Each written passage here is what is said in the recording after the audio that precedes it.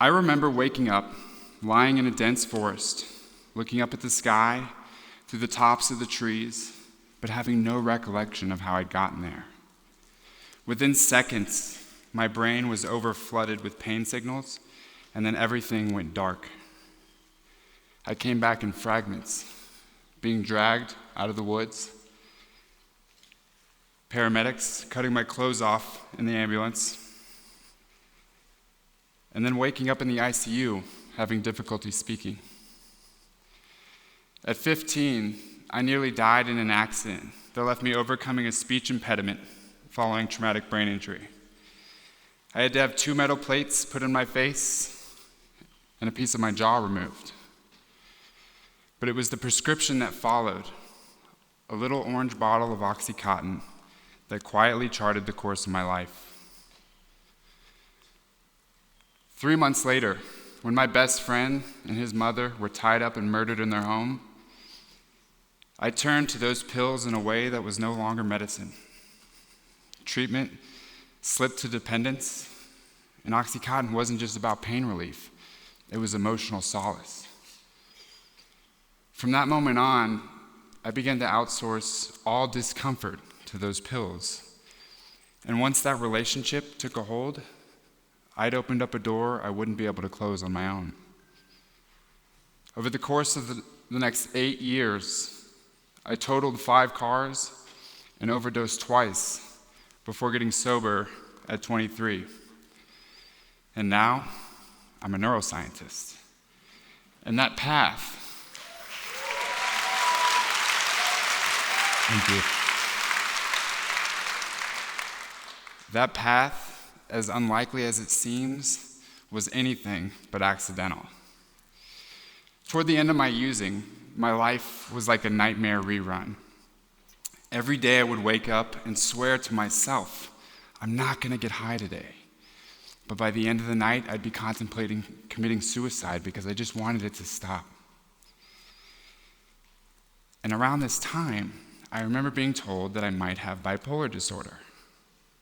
But it turns out, if you use heroin and cocaine every day, you too can develop symptoms that look a lot like bipolar disorder. But in all seriousness, this points out a critical shortcoming in psychiatry. For 70 years, we have relied on the DSM to diagnose psychiatric disorders based on behavior, not biology. The problem is that 2 different people can look the same on paper, but their brains can be completely different, and so the same treatment often fails. A 2024 study out of Stanford made this crystal clear. Researchers scanned the brains of over 800 patients with depression and uncovered 6 distinct biotypes of depression, meaning 6 different types of brain network dysfunction hiding under the same label. Not surprisingly, each biotype responds to different treatments. Some got better with talk therapy, others with brain stimulation, and others with medication.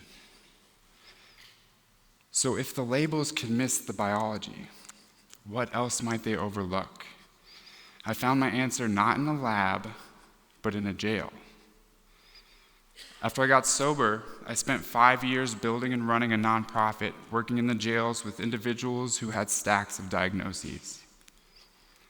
One person I worked with had murdered a family member. On paper, antisocial personality disorder with psychopathic features. But what I saw was a child who had been severely abused and traumatized, who had grown up but remained frozen in time. And it was in that moment that I realized that underneath these labels are brains that are stuck in rigid circuits of fear, craving, or despair, molded by the environments that they were forced to survive. So I kept asking myself, if these people are stuck, how can I help them get unstuck? My next clue came from psychedelics. Psychedelics are a paradigm shift in psychiatry. They show therapeutic effects across depression, PTSD, OCD, addiction, and more, suggesting that they're not just treating siloed symptoms, as the DSM would frame them, but acting on a root cause that underlies these different disorders. But what could it be? Ketamine and psilocybin provide one clue.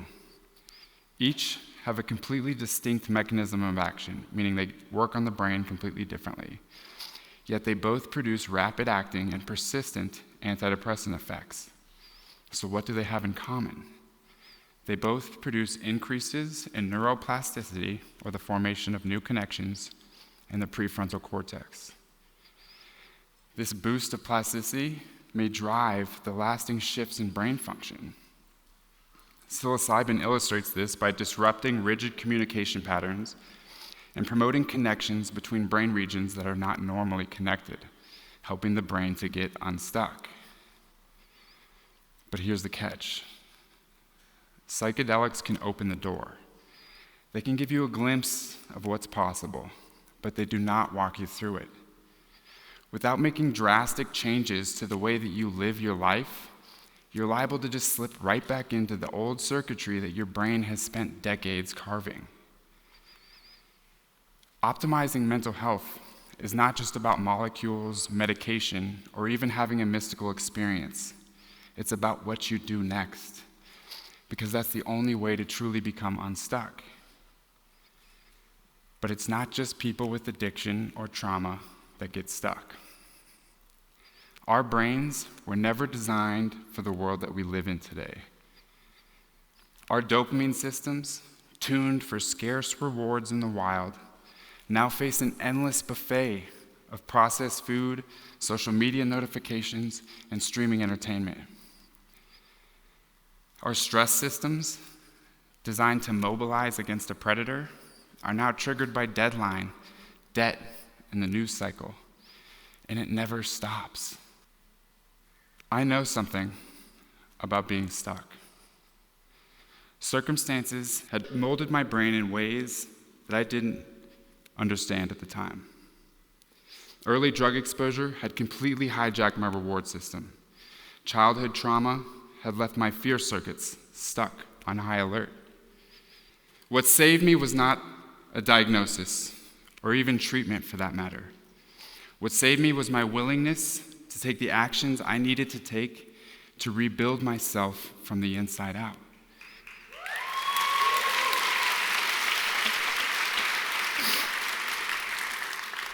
The first being to accept help. When my brain told me to isolate, I reached out. When my brain told me to numb out, I sat with the feeling. And even though I failed a bunch, when my brain told me to give up, I took one more small step forward.